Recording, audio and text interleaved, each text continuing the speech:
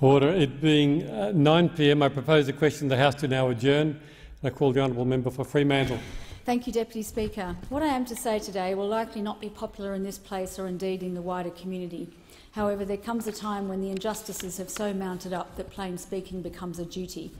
This year is the UN International Year of Solidarity with the Palestinian people.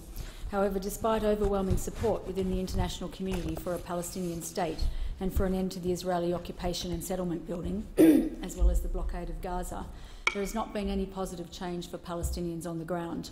Rather, recent events have left more than 2,000 Palestinians in Gaza dead and thousands more injured, while more than 1 million Palestinians, who are a proud, educated and enterprising people, are dependent on food aid, and there is a massive damage bill to be picked up again by the international community. Meanwhile, settlement construction in the West Bank and East Jerusalem continues apace, each build putting a further nail in the coffin of the two-state solution. We know that violence is not the solution. We affirm that the rockets fired from Gaza into Israel are an illegal response to Israel's actions. But it does beg the question, what then is the alternative to the vicious cycle of bloodshed we've witnessed in recent months? What is a legal and justified response to actions by Israel that the international community agrees are illegal? In my view, non-violent means of protest are and must be seen as legitimate. It is notable that both Israel and the US approve of boycotts and sanctions against other states such as Iran and Brunei. So why is it objectionable to boycott a state that is, among other things, committing repeated grave violations of the 4th Geneva Convention, as Israel does with its illegal settlements? I now present a petition delivered to me by University of Wollongong academic and former Israeli soldier Dr. Marcelo Swirsky, following his completion of a 10-day walk over 300 kilometres from Sydney to Canberra, to draw the attention of the House to the plight of the Palestinian people and requesting the government to honour its obligations under international law.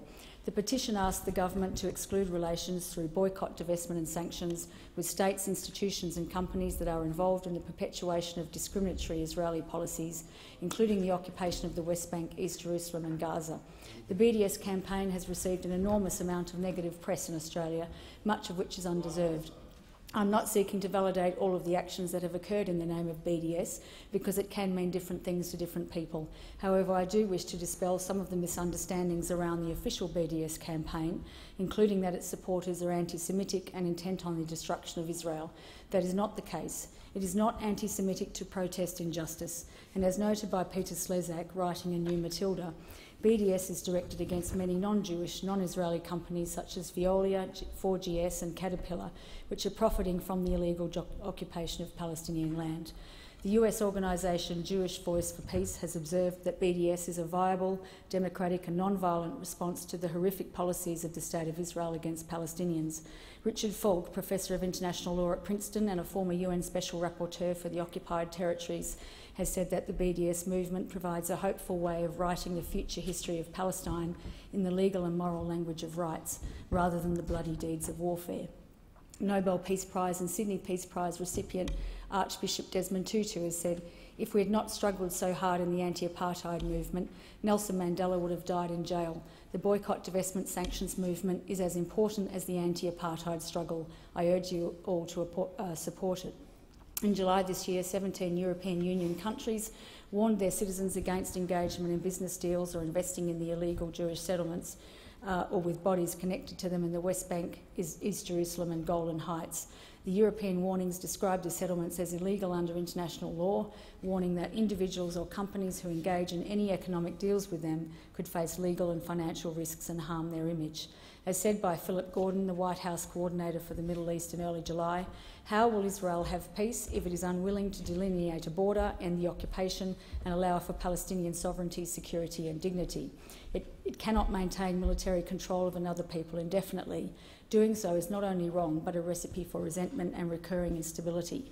As I've said on other occasions, the ongoing conflict between Israel and Palestinians is a source of distress and frustration for millions of people around the world, especially people from Muslim and Arab countries, and it is a powerful recruitment tool for extremist groups. If we are genuinely concerned about national and global security as well as international justice, we, along with other nations, including the US, should be insisting that Israel do its part to lay the groundwork for peace by, among other things, ending its illegal occupation, settlement construction and the Gaza blockade. Until this happens, BDS is a perfectly acceptable form of protest, and I congratulate Dr. Marcelo Swirsky for his courageous walk and his brave stand.